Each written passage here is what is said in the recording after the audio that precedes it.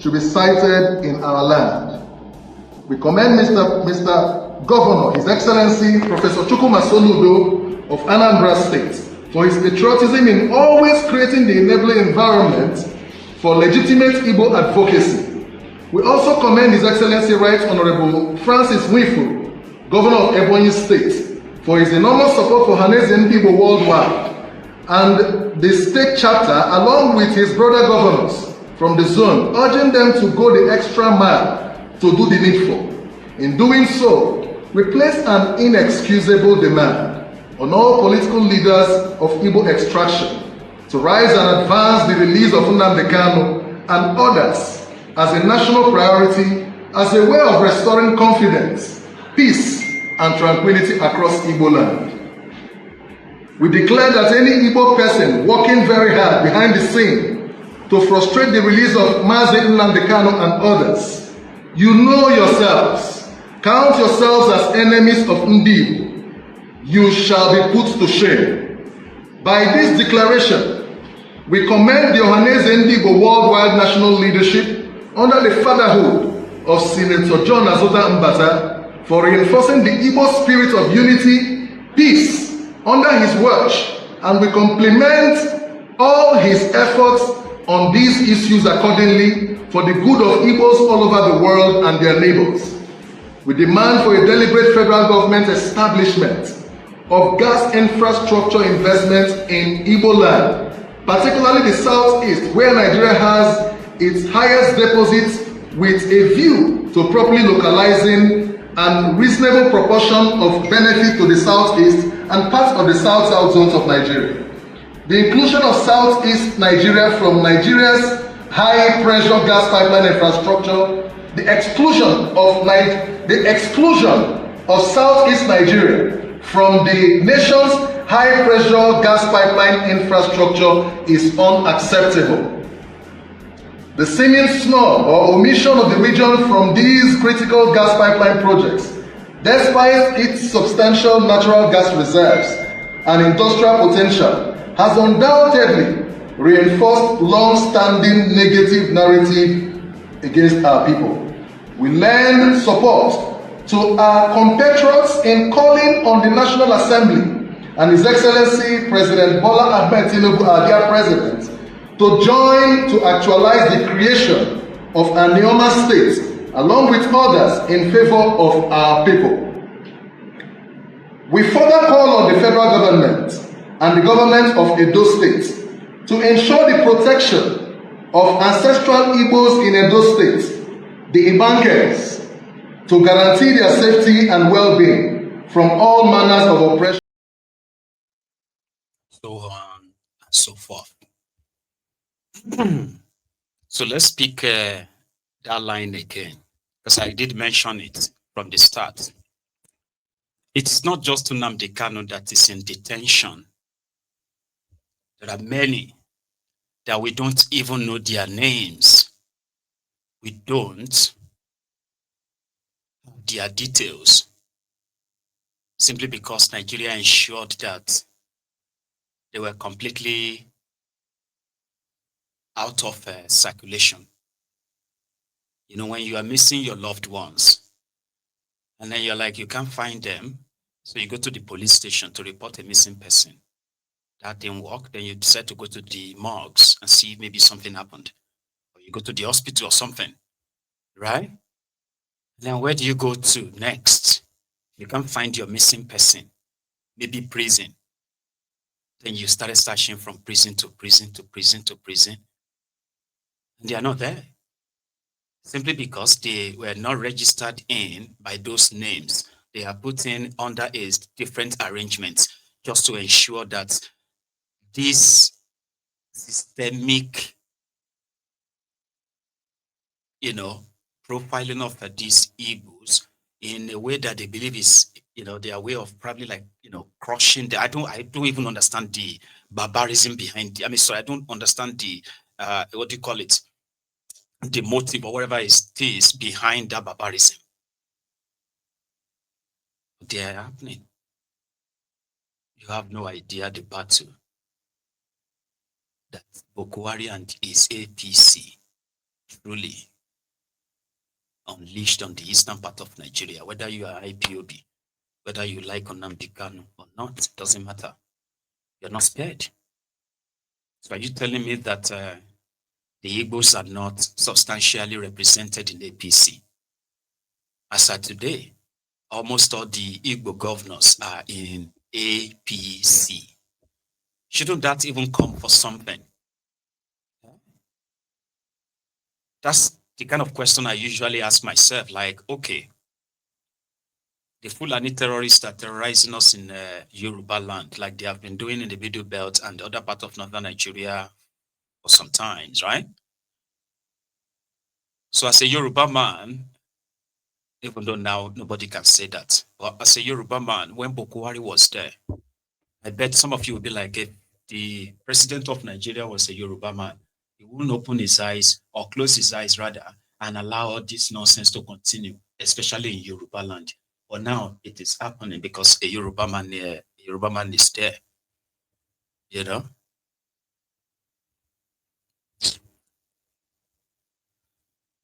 So sad and it's unreal, we have to say, right? Or if you have Igbos in APC, governors, senators, ministers, shouldn't that count for something to say, hey, you know what?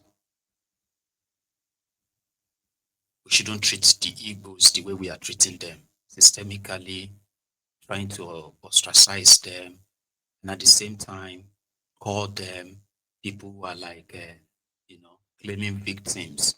They are not innocent. They are this or that. We are not talking about your perception of them. We are talking about what the system is doing on record. Yeah. You are picked up. Somebody wanted to go missing and they report you as an IPOB member. And then they pick you up. And that's the end of you. But you don't have anything to do with IPOB. You're not even their member. You don't even like Nnamdi Kanu. So why are they treating you like this? Why is this happening? Nobody is even hearing you. Nobody is listening. That is what I'm talking about.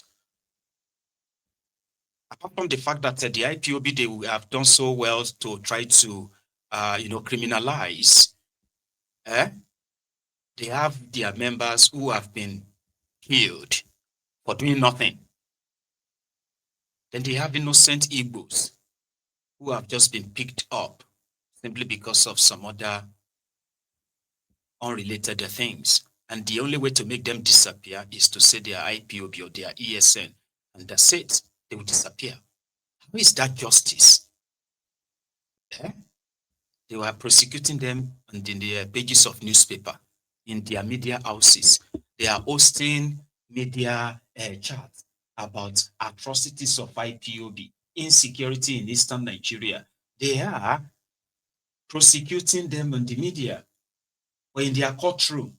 It is just adjournment after adjournment and after adjournment, purposely. So it's more than just Nnamdi Kanu. He is just the big elephant in the room. And tomorrow, we will test the water. It is a peaceful gathering. There's no intention of causing anything. It's just to show the number and say, there are several means of protest that sometimes you just be like, we just want you to see this number. Sure, you get me now? It's like I said from the beginning, when somebody asked me this same question on TikTok, that what is going to be the effect of the protest? Like, what is that going to change? Knowing Nigeria for what Nigeria is. And I'm like, yes, I do. And it's very hard to put your money on it. But sometimes, what we call history, if you flash back, there are things that happens in the future. And that future, tomorrow is future. You and I don't know what's going to happen tomorrow. I may sleep tonight and not wake up tomorrow, and I may not even witness it. You got what I mean now? So we will wake up tomorrow, which is future, and history will be made. So if history is made where you turn on your, because I'm going to actually turn my camera on very early. You turn on the camera,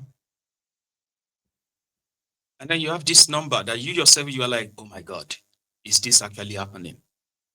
Oh my God, like, what is this? So that's the point. So if you now manage to put the number that, imagine the number where you are working from, do you know Lagos? Those of you who know Lagos a little bit is enough. Ikorodu Road, right? So imagine where you have a number of people who are going to, they are going to Surulere. So they are coming from Ketu, right? And then you see this crowd that is coming from Ketu. They are already at Obanikoro. But you see the stretch of the crowd, eh? They are as full as they are at Obanikoro. And so as they are as full at Ketu, the same way they are at Obanikoro. You know that kind of a stretch for about maybe 4 kilometers? Is that up to 4 kilometers or 5? Do you know what I'm saying? What I'm talking about, like from that mile 12, and people are going to Surulere. Like when they are doing this marathon, you know all those marathon? And you have like 1,000 people or 2,000 or 5,000 people, that kind of crowd. So if you see that in Abuja, marching with different placards telling the world that they have had enough of this charade. And no yawa, no nothing, everybody goes. After 2-3 hours, they are there in front of the Aso Rock, screaming loud and telling them to release Nnamdi Kanu. Move straight to National Assembly, screaming their loudspeakers to demand for the release of Nnamdi Kanu. Move straight to the Ministry of Justice in front of the place and tell them to release Nnamdi Kanu unconditionally. And then disperse by telling them that we are coming back. The next time we come back here, we would want Nnamdi Kanu out, or we are not leaving. So, which means we are willing to shut down economic activities, government activities in this part of Abuja.